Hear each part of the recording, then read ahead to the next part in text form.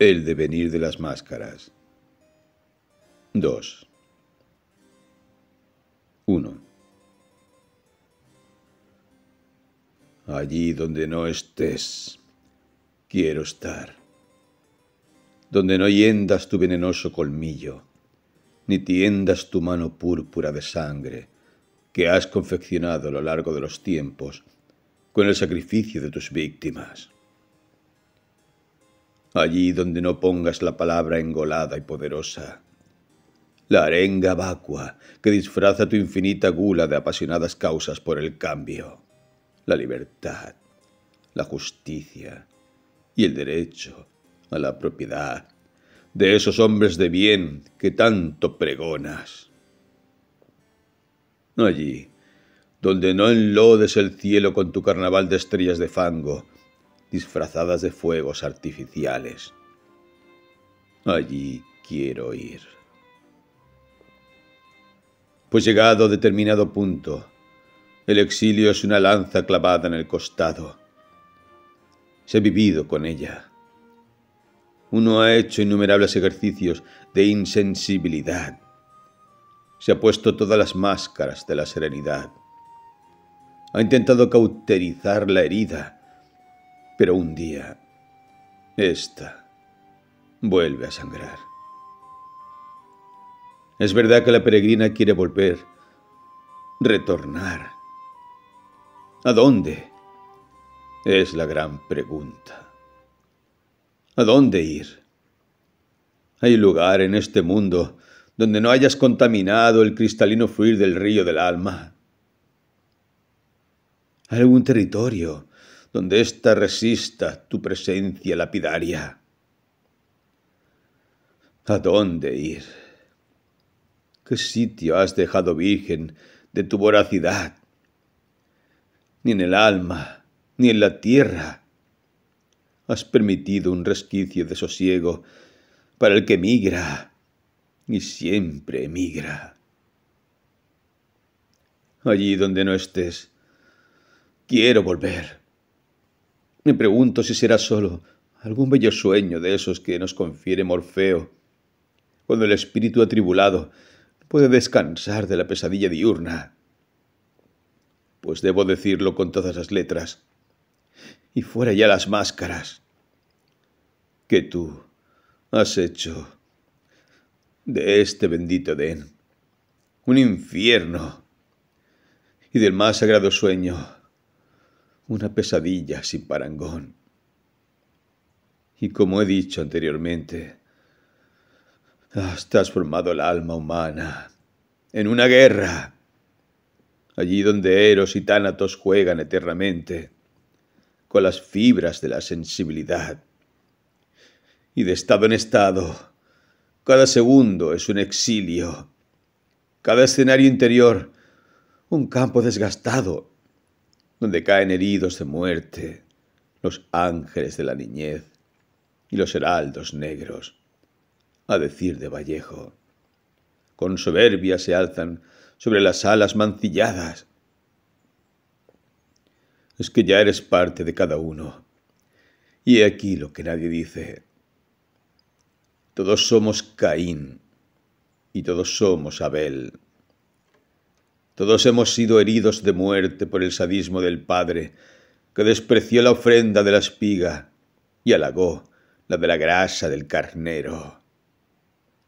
Y también en la loca furia de los celos creados por este primer acto de provocación contra la fraternidad, hemos caído con fiereza sobre nuestro hermano, para que no quede ya un rastro de su existencia, en tanto ésta niega la nuestra. Y también hemos sido Abel, mirando perplejos cómo el amado caía sobre nosotros, aquel con quien crecimos y a quien amamos, y que ahora nos clava un puñal en el corazón. De ambos está hecha la humana materia del alma, y este es el punto de partida de la insobornable infelicidad del hombre. ¿Cómo has logrado infiltrarte en los mitos, en la religión, en todas las acciones de los tiempos?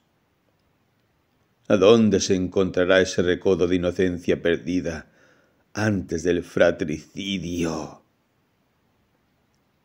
Y la peregrina indaga, se acurruca en la cama, sale intempestivamente a la calle, sonríe con las lágrimas estallando por dentro, hace compras, las poquitas que el estado de cosas nos permite.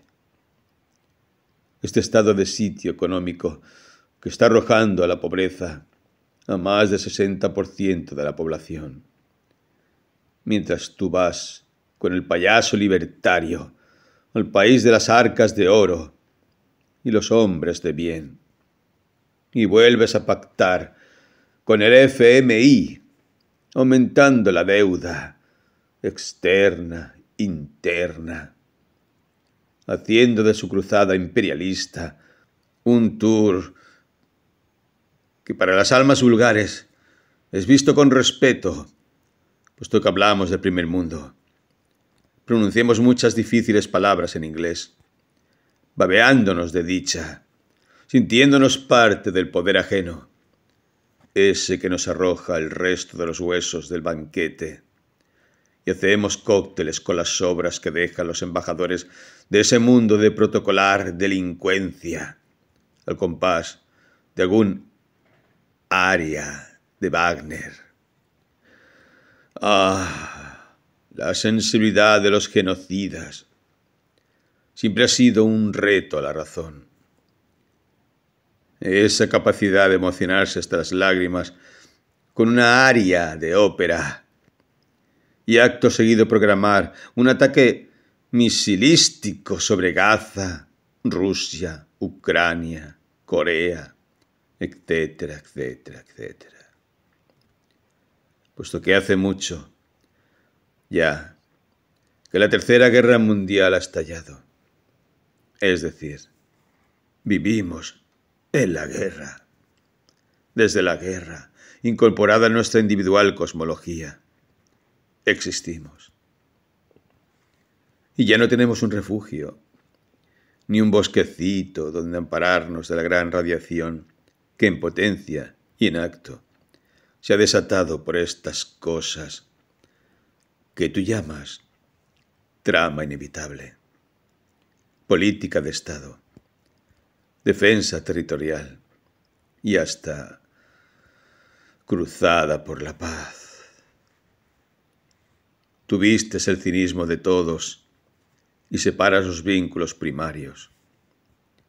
Destrozas los recuerdos del Edén inicial y creas amnesia individual y colectiva, aletargando el ritmo de los corazones. 2. De hablar.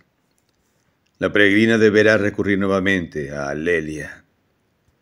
Digamos que has tenido un sueño, un terrible sueño que fue como ofrenda del año que ha amanecido, con todos los signos del abandono.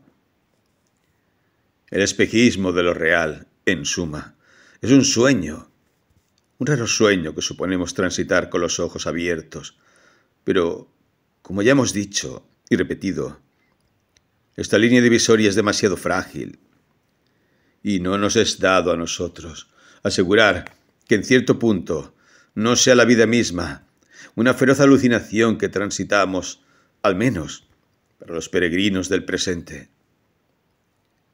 Entonces el sueño destelló y la peregrina volvió a ver a Lelia, como si aquel final no se hubiese agotado en el relato y pudiera reedificar la historia de este onírico y resbaladizo tránsito entre la ficción y la vida.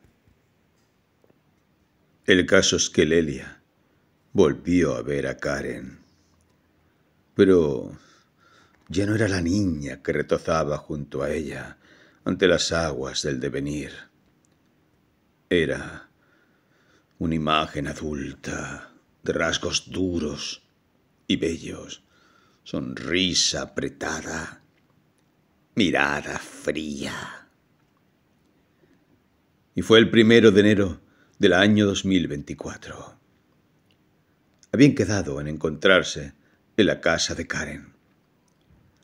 Los contratiempos de la merma de transporte obligaron a Lelia a esperar frente a la parada del 60 unos 40 minutos. Ya se estaba haciendo tarde. Buscó un taxi con el celular en la mano. Mandó un mensaje. No puedo llegar. Lo dejamos para Reyes. Pero poco después se sintió culpable. Pensó que no había insistido lo suficiente y salió nuevamente a la calle. De milagro consiguió un taxi. Estaba aliviada. Le mandó un mensaje de voz desde el teléfono. «Estoy yendo», dijo de buen humor. Le sorprendió la fría respuesta de Karen. Ya había cambiado de planes. «¿Cancelaste?», le escribió. «De hecho, podría haberme ido. Pero bueno, si estás viniendo, te espero. En fin». «Pero si solo habían pasado unos 10 minutos». En fin, le pesó el poco entusiasmo y la hostilidad que percibía latente en el mensaje de su hija. El caso es que, a pesar de todo, solo llegó 15 minutos tarde. Una media hora de viaje entre su casa y la de Karen. Miró a través de la ventanilla con cierto desasosiego, viendo pasar los edificios, los árboles ateridos de bruma, los parques de su antiguo barrio, ahora vacíos, muertos. Algo como una inminencia le aceleraba el pulso. Ecos de otros tiempos. Imágenes que se hacían y deshacían en su memoria. Rápidamente la entristecían. Todo ha sido solo eso. Un parque vacío. La infancia. Los sueños. Los poderosos juegos de la felicidad. Finalmente el taxi se detuvo. Lelia bajó. El cielo estaba brumoso, amenazante, como en vísperas de una tempestad. Tempestad de espíritu, pensé. Delante de las paredes blancas de la fachada había un cartelito escrito a mano. Rezaba: tocar un solo timbre y esperar. Paciencia. ¿De qué manera explicar el malestar que le produjo aquello? Como si estuvieran pautando la voluntad de sus acciones, como si adivinaran la impaciencia por el reencuentro. «Exageras como siempre, criatura», se dijo, pero se sintió súbitamente apenada. Ahora había encanecido. Ya no tenía la cabellera como una nube rojiza. Era una mujer aún esbelta, de cabellera gris. Mucha vida había pasado ya. No precisamente una panacea de cobijo desde aquel abrumador final que le diera a su ficción. Tocó un timbre y, rebelde a las pautas del marcial cartelito, volvió a tocar otro unos segundos después. Estaba molesta. El sueño parpadea. El pulso del durmiente se acelera aún más y las imágenes se vuelven vertiginosas. Cambia el plano onírico de un relámpago, blanco, como una idea de cuadrículas plasmadas en el recuerdo. Y como un cuchillo que todo lo corta, la voz filosa de Marcos aparece en el umbral. Es Karen. Sus gestos son eléctricos. La mira con enfado, como quien apercibe a una niña. «Tenías que tocar un timbre, no dos. ¿Leíste el cartelito?» Lelia se sobresalta y a la vez que se indigna responde levantando la voz. «Karen, no es forma de recibirme».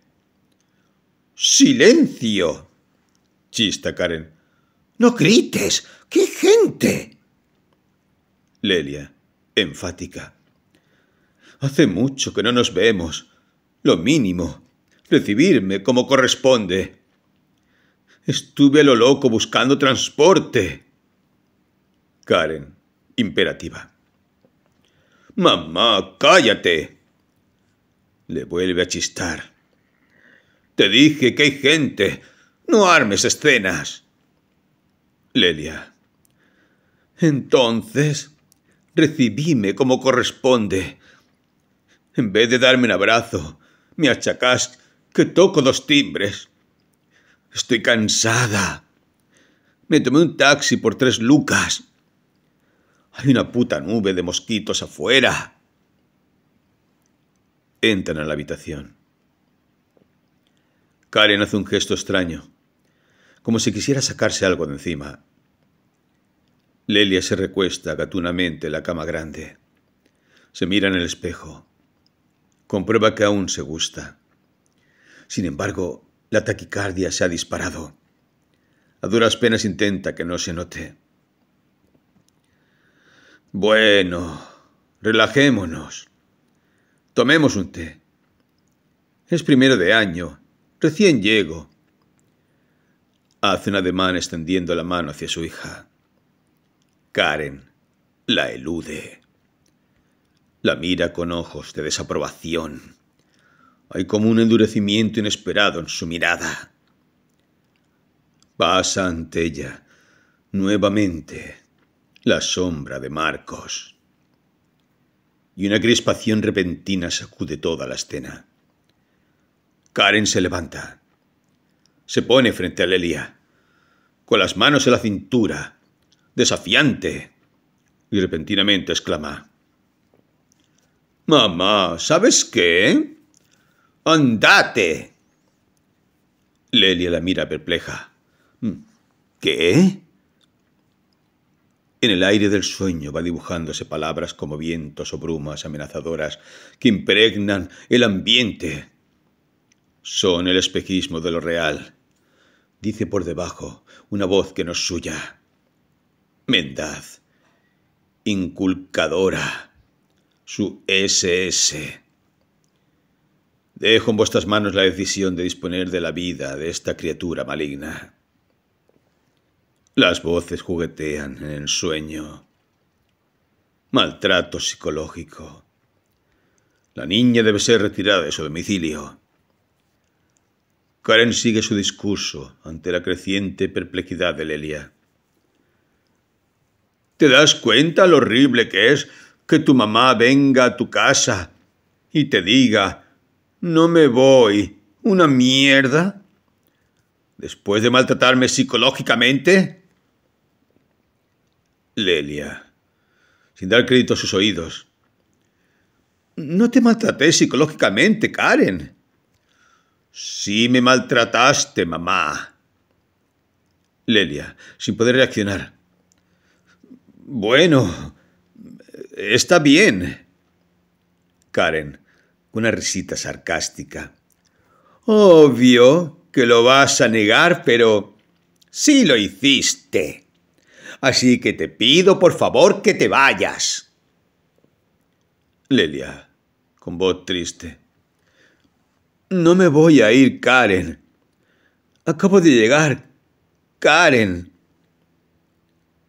Cortante. Mamá, ¿crees que llame a la policía? Te estás negando a irte de mi casa. Lelia, aún en la cama sin poder reaccionar. ¿Qué? Karen, dramática. Te pido por favor que te vayas.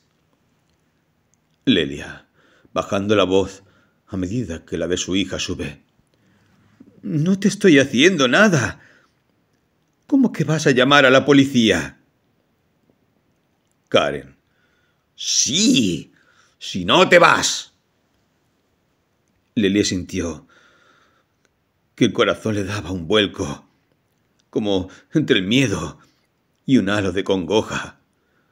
Sintió un vértigo. Karen, No me eches. No te hice nada. Karen, ahora cortante. Llamo a la policía si no te vas. Esta es mi casa. Pero yo soy tu madre. ¡Andate! Lelia se levantó. El suelo se deslizaba bajo sus pies. Empezó a andar por el pasillo, escoltada por su hija. Decía por lo bajo una y otra vez: «No lo puedo creer. Es una pesadilla». Karen la oyó. ¿Ah, sí? Si no te fueses sería una pesadilla. Pero Karen. Adiós, mamá. Y las puertas de la hija se cerraron para siempre. Otro plano onírico anunciaba la hostilidad de lo estepario. Lelia estaba en un estado semejante al de aquel día en que su hija fue secuestrada. Afuera la esperaría el exilio otra vez. No quería imaginar aquel desarraigo repetido. Lelia quedó en el limbo, una angustia insoportable. Se apoderó de ella. Estaba en estado de perplejidad. El espacio era cenagoso. El suelo estaba abrumado, como si la niebla le tapara las vías directrices usuales de los pasos. Es notable cómo cuando más nos debilitamos, mayor es la excitación de los depredadores. Los mosquitos la asediaron. Un hombre ebrio de aspecto torvo se le empezó a acercar, murmurando insultos sin razón aparente. Lelia, instintivamente, se recogió detrás de un árbol como la niña azul abrazaba su tronco, tratando de ampararse en la caricia vegetal. «Karen, Karen», repetía el eco del sueño. Luego otra voz le recordó: «En verdad, hace tiempo lo sabías. Recuerda cómo le imaginaste los primeros meses después del secuestro.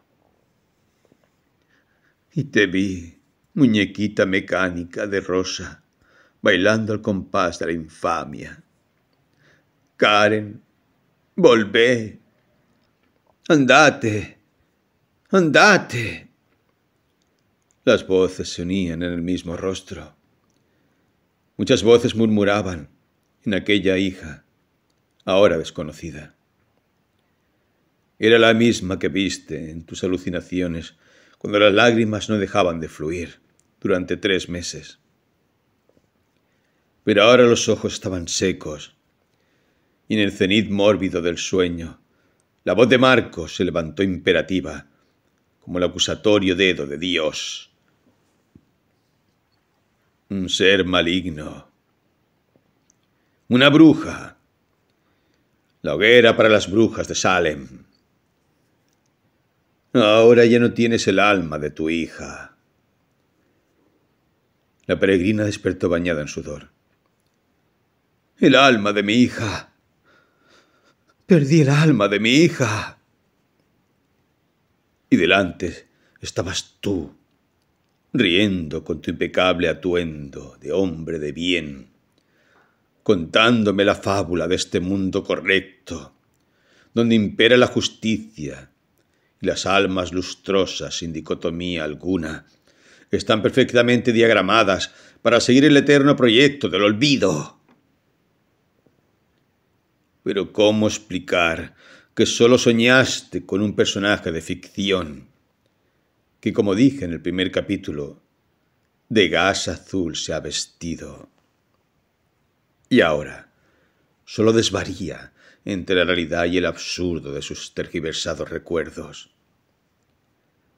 Lo cierto es que de describir una imagen de su estado actual, veríamos a una mujer crucificada en la cama, con las manos en absurda posición de rezo, y una brumosa estaca clavada en el pecho, los ojos muy abiertos por la perplejidad, y un temblor frío que recorre su piel, una mirada de vago terror, ya sin lágrimas, como si estuviera viendo, a plena luz del día, el rostro de la muerte. 3. Y es de este modo que la peregrina describe el inicio de esta ficción, desde lo real y lo simbólico, intentando trascender el estado obsceno de la anécdota. La vida es esta extraña urdimbre de máscaras que van cayendo a medida que el ser se ve acorralado en su límite. Fragmento del hombre de la copa de agua. La fiebre. Un sordo grito se oyó cuando volvió a su casa después de correr por las calles. «¡Nos encerraron!», dijo tiempo después la maestra. «Nos encerraron a todos en la dirección». La secretaria se desmayó. «Tenés mi celular, querida», le había dicho la defensora Karen. «No, yo quiero llamar a mi mamá». Karen lloraba a los gritos mientras era arrastrada hacia el taxi que esperaba en la puerta. «Señor taxista, lléveme a lo de mi mamá». Custodiada por la defensora y la asistente, aquella era la nuca neutra de un hombre que no oía, que no tenía rostro. «Nunca, nevermore», pensó Lelia. Y escaleras abajo, escaleras arriba, llegó a su casa y golpeó las paredes hasta lastimarse los puños. El mundo se detuvo. Una tormenta en Jerusalén se avecinaba. «Padre mío, ¿por qué me has abandonado?». Lelia sintió destellos en su interior. «¡Karen!», gritó. «¡No me abandones!». Cayó sobre la cama con un llanto convulsivo y no se levantó durante una semana. 7. El número de los ángeles. El número del último sello, cuando todo será liberado en el incierto pasaje de una memoria mítica. Lelia tejía ensoñaciones. Parecía delirar. Una súbita fiebre le acercaba de un modo tangible. Ensoñaciones, restos de recuerdos. Y sobre este templo edificarás mi iglesia. Ella soñó un templo. Años después descubriría que aquellos personajes eran, de alguna forma, verídicos. Se mecía sobre su cabeza un halo denso y violáceo. Una voz consoladora acunaba su dolor con canciones de su niñez. No comió. Alguien cuyo rostro era una nebulosa se ocupaba de ella. «Unos matecitos». «Gracias», se oyó responder. Era apenas un hilo de voz. «Coma algo, señora». «No». Lelia se negaba como una niña. «Mi hijita tenía el número de los ángeles». En estado de dormevela, Lelia oía exaltada los movimientos en el pasillo. Risotadas, exclamaciones. Cada expresión de vida era una afrenta que se clavaba en su pecho.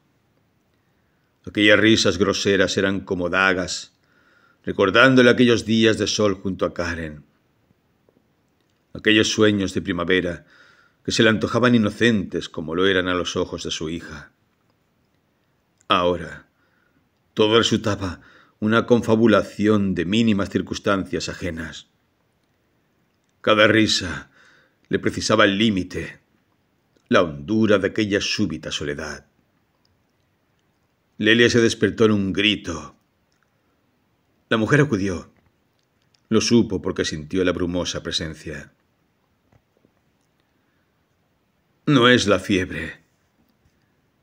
No es la fiebre. Tenía el número de los angelitos. Mi angelito. ¿Me escuchás? Lelia golpeó las paredes desde su cama. Karen, tenés que oírme. ¿Cómo no me oís? Exhausta y sollozando, volvió a caer sobre la almohada. ¿Dónde estás? Mi hija. Señora, balbuceó aquella mujer que Lelia no acertaba a reconocer. ¡Mi hija Karen!, gritó. ¿Dónde está? Señora, usted sabe. ¡Cállese! ¡Cállese! Lelia volvió a caer exhausta.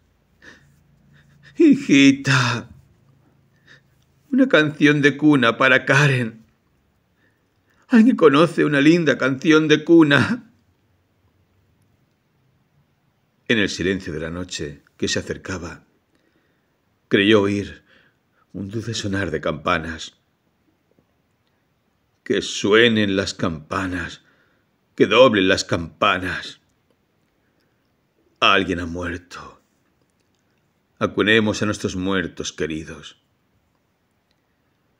Lelia se quedó dormida en un pesado sueño, donde la existencia entera parecía haber huido. Sin embargo, en la oscuridad sublime, como una cuenca de luz, se abrieron los imprevisibles telones del sueño. En el escenario del templo, una vez más, Lelia vio como un encaje de líneas alrededor de unos labios. La caída suave del agua era la voz que llenaba con acústica incomparable la música de un consuelo. ¿Qué pensó luego al despertar? Tal vez, alguna vez llegaría. De a poco pudo abarcar rasgo por rasgo aquel rostro, un rostro crepuscular.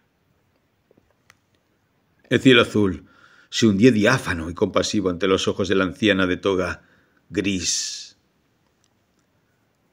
He venido a este sitio.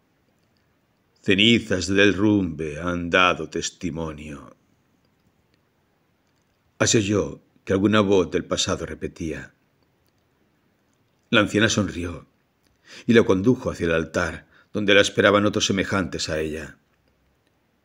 Tantos años habrán pasado.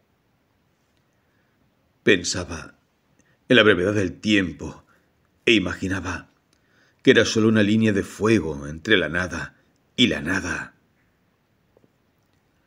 Ahora estoy en un templo donde se mueven los ciclos de la vida y habita las edades entre nosotros como si pudiésemos ser simultáneamente todo lo que fuimos. El vitró del templo rompía la blanca luz en cálidos rayos multicolores, reflejando sobre aquellos seres una extraña sinfonía, como la de un bosque otoñal entre rojos, anaranjados, amarillos y reverdecidos resplandores. Felices aquellos que pueden arribar a la ancianidad con la fortaleza y la paz de un árbol, cuyas raíces dejaron grandes surcos en la tierra, exigida por la fuerza de su naturaleza. Más tarde comprendería por qué, a pesar de aquellos aciagos días en los que no imaginaba la posibilidad de uno más, hubo de llegar, por el contrario, de toda esperanza, incluso a contrapelo de sus ansias de morir tempranamente, de coquetear mórbidamente con el filo de la locura, y más allá de los límites de su propia naturaleza moral. ¿Cómo? Y ese era el misterio que más tarde la anciana de toga gris le revelaría. Logró cruzar la línea para llegar al templo de su sueño.